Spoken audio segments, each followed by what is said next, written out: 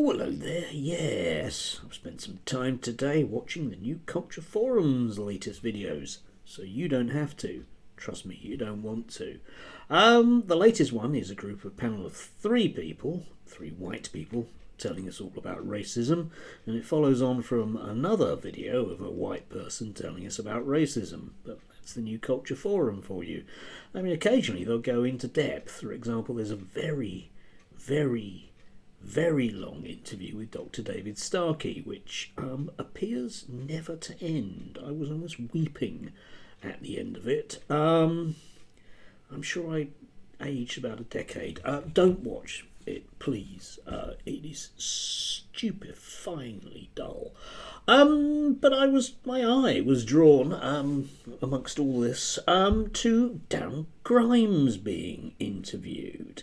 And I don't know, what I recommend is have a look for yourself, because I find the dynamic between these three characters of token Geordie gay person. I think if you want to be, it's easy to be rude about Darren because he patently doesn't have an original thought in his head. He patently doesn't read things.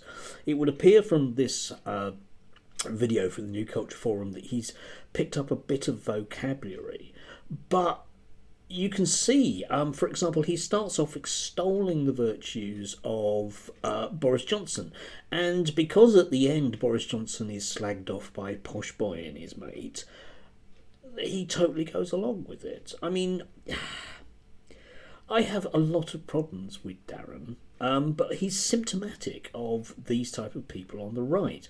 He isn't paid to think about anything. He is merely there because whenever anyone accuses various right-wingers of being homophobic, they can't be because Darren's there.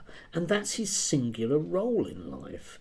His role isn't to think about anything, or to read anything, or to know anything, or indeed, let's face it, to have any original thoughts, which, in this particular one, it's nearly 45 minutes, he certainly doesn't.